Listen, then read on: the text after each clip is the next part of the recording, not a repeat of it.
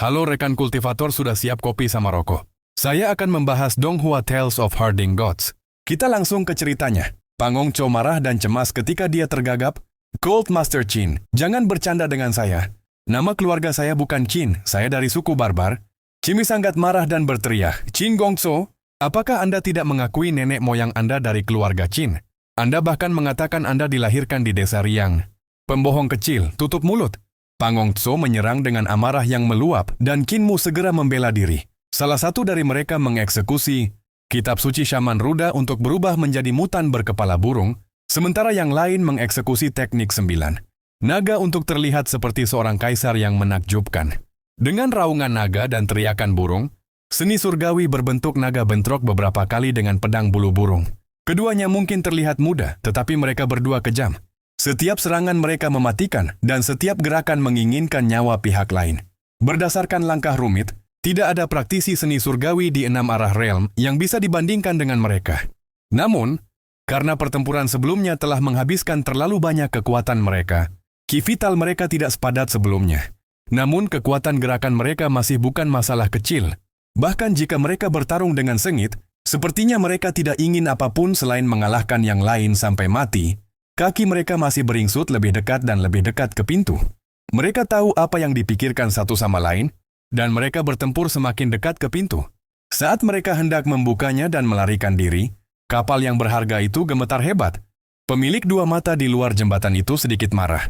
Jadi itu mengguncang kapal dan menyebabkannya bergetar tanpa henti. Tiba-tiba kekuatan tak terlihat datang dan mengikat keduanya, menarik mereka ke jendela jembatan. Mereka segera berhenti dan tidak berani menolak. Kemampuan entitas misterius ini adalah misteri yang mendalam, dan bahkan Pang Hongzhou merasakan kulit kepalanya merangkak. Bahkan pada yang terkuat di masa hidupnya sebelumnya, ia tidak akan cocok. 2 mata besar di luar kapal memiliki sedikit amarah. Suara seram berikutnya membuat mereka bergidik tanpa merasa dingin. Siapa di antara kalian yang memiliki nama keluarga Qin? Qin Mu dan Pang Hongzhou menunjuk jari mereka satu sama lain bersamaan. Dia! Suara itu berbicara lagi. Kedua nama keluargamu adalah Qin. Pang Hongzhou bergidik dan segera berkata dengan keras, nama keluarga saya bukan Qin, saya adalah Grandmaster Istana Emas Roland.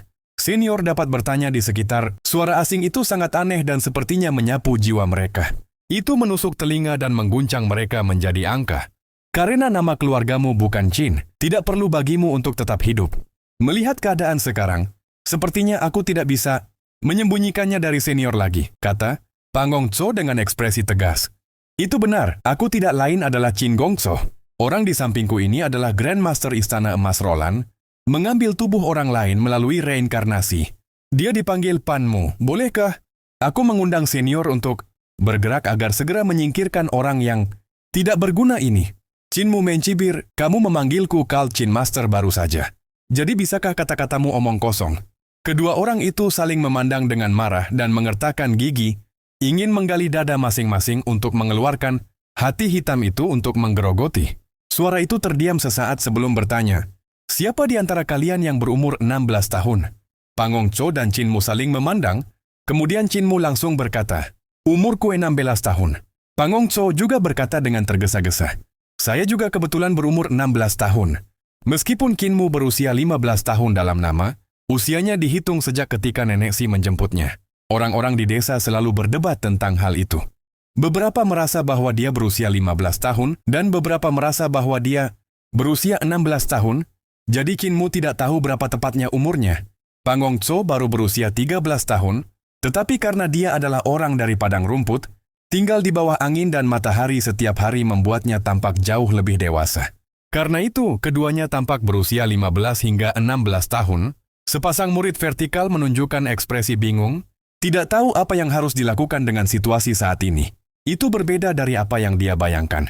Dia menduga bahwa itu mungkin orang-orang dari desa Carefree atau bocah laki-laki berumur 16 tahun dengan nama keluarga Qin yang akan datang untuk membawa kapal yang berharga kembali ke desa Carefree. Namun sekarang ada 2 pemuda yang terlihat seumuran dengan nama keluarga Qin. Siapa yang nyata dan siapa yang palsu, dia tidak bisa menentukannya. Kalian harus mengaktifkan kapal ini dan menuju ke desa Carefree. Suara itu dinyatakan. Tidak peduli yang mana dari kalian yang memiliki nama keluarga Qin, selama kamu bisa mendapatkan kapal berharga ini ke Carefree Village, kamu tidak akan mati. Chin Mu segera melepas helm, berwarna perak dan memasukkannya ke tangan Pangong Teso dengan ekspresi tulus. Chin Gongso, bukankah kamu selalu menginginkan helm ini? Sekarang kamu bisa mengambilnya. Pangong Tso mengambil helm itu dengan sakit kepala. Dia ingin menolak namun Chin Mu terus mendorongnya, sehingga dia tidak bisa tidak memarahinya. Berkali-kali di dalam hatinya. Namun dia tetap mengenakan helm, tatapannya goyah. Bahkan jika itu adalah dia yang telah hidup selama 10.000 tahun, mengalami saat-saat bersejarah yang tak terhitung jumlahnya, memiliki banyak pengetahuan dan rahasia. Dia masih tidak tahu banyak tentang desa Carefree, apalagi di mana ia berada. Dia hanya tahu dari catatan Dao Sekte, biara petir besar, dan Little Jade Capital bahwa itu adalah tempat untuk menjadi dewa. Dewa aktif di sana, dan mereka adalah sisa-sisa era pendiri kaisar.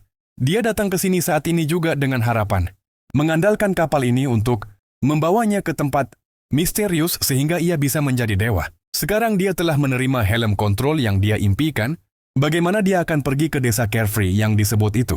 Dia mengenakan helm dan merasakan otaknya menjadi beberapa kali lebih besar, membuat erangannya tak terkendali. Sungguh sabotase. Dia disabotase oleh Chin Mu. Tidak heran orang itu memanggilnya Kin Gongso begitu dia bertemu dengannya. Dia telah menunggunya di sini. Namun jika kamu berpikir aku akan mati di sini, kamu terlalu meremehkanku. Dalam 10.000 tahun, genius yang tak terhitung jumlahnya telah meninggal. Tidak peduli apakah mereka Dao Master, Rulais, atau Abadi, bukankah mereka semua mati begitu saja? Lebih dari 10.000 tahun, hanya saya yang selamat, dan apa yang saya andalkan bukanlah pemahaman atau kemampuan saya, tetapi kemampuan saya yang luar biasa. Alasan saya bertahan begitu lama bukan karena keberuntungan. Tatapan Pangong Tso berkedip, dan dia dengan cepat menemukan metode pengendalian helm berwarna perak. Dia mencoba untuk menunjukkan peta geografis di atas helm, dan kapal yang berharga bergetar, tetapi masih tidak menarik diri dari segel sarang lebah. Senior, Pangong Tso langsung berkata, kapal ini macet dan tidak bisa dipindahkan. Tiba-tiba, kapal yang berharga itu gemetar hebat dan melepaskan segel sarang lebah di sekitarnya. Jelas bahwa entitas yang menakutkan telah membuat langkah untuk mengguncang kapal yang berharga ini. Segel sarang lebah terlepas dari getaran dan banyak retakan muncul. Segel itu kemudian hancur seperti gelas berwarna, dan ki setan Yodo mengalir ke reruntuhan besar. Pada saat ini, 2 patung dewa kelelawar putih bergetar, dan batu gunung bergemuruh jatuh dari patung 3.000 meter. Di mana batu gunung dulu berada, 2 patung dewa kelelawar putih mengungkapkan warna daging. Darah samar-samar terlihat mengalir di bawah kulit mereka. Suara detak jantung tiba-tiba datang dari tubuh kedua patung, dan itu memekakkan telinga. Di depan kapal yang berharga, patung besar yang setengah terkubur di bawah tanah juga bergetar. Batu-batu hitam di tubuhnya terbang ke segala arah dan menabrak tebing di sekitarnya, membelah tebing batu dengan suara retak keras. Batu-batu hitam yang keluar dari patung itu juga mengungkapkan warna daging di bawahnya. Itu tampak seperti dewa yang membatu, bangun lagi. Pangong Tso sangat senang. Dia tahu banyak rahasia yang tidak diketahui orang lain. Sehubungan dengan Great Ruins, dia juga tahu cukup banyak. Selama 1 masa hidupnya, ia telah menemukan tanah yang berharga dan mengalami perubahan peristiwa yang tak terbayangkan ketika ia menjelajahinya. Ada segel di tanah yang berharga itu pada waktu itu, dan dia pikir akan ada beberapa harta yang mengguncang dunia di sana. Dia tidak pernah menyangka bahwa setelah dia memecahkan segel dengan paksa, itu bukan harta karun di dalam. Sebaliknya, itu adalah dewa iblis. Namun, tepat ketika dia berpikir dia pasti akan mati, sebuah patung binatang suci tiba-tiba berubah dari batu menjadi daging seolah-olah binatang suci telah dihidupkan kembali dan memukuli dewa iblis yang ingin membunuhnya setengah mati, menyegelnya sekali lagi. Setelah itu, binatang suci kembali ke platform batu dan tubuhnya perlahan membatu sekali lagi. Itu berubah kembali menjadi patung batu. Sejak saat itu dan seterusnya, Pangong Tso jarang melangkah ke reruntuhan besar. Dia tahu bahwa ada terlalu banyak rahasia yang terkubur di sana dan terlalu banyak bahaya serta niat membunuh. Kecerobohan apapun dan dia akan mati tanpa bisa dijelaskan. Namun kali ini, dia meminjam keanehan reruntuhan besar untuk melawan entitas misterius. Kapal yang berharga itu tertanam di dalam segel, jadi jika itu dipindahkan, segel itu akan hancur dan para dewa dan iblis yang telah membuat segel ini akan bangkit kembali dari keadaan patung batu mereka. Dengan ini, Pangong Teso akan bisa menyelesaikan bahaya di depannya. Dari getaran di luar, situasi saat ini berkembang seperti yang dia harapkan. Patung dewa yang dihidupkan kembali akan segera berbenturan dengan entitas yang menakutkan, dan ketika itu terjadi, entitas itu tidak akan punya waktu untuk mencatatnya. Lebih jauh lagi, dia akan dapat mencapai kapal ini dan helm berwarna perak yang mengendalikannya. Seperti yang diharapkan, getaran di luar menjadi lebih ganas. Meskipun dia tidak bisa melihat apa yang terjadi dari getaran bentrokan, dia bisa membayangkan bagaimana entitas yang menakutkan itu ditemukan oleh patung-patung yang telah bangkit dan saling bentrok. Hahaha, kapal ini akhirnya milikku. Ledakan.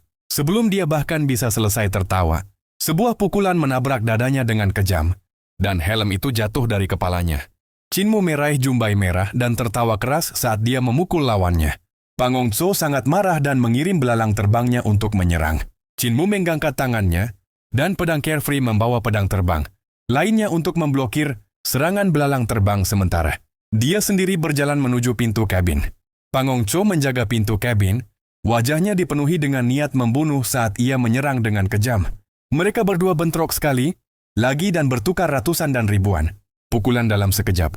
Tiba-tiba, kapal yang berharga itu dengan lembut tersentak dan meluncur keluar dari segel sarang lebah yang hancur, mendarat ke dunia Yudu yang diselimuti kegelapan.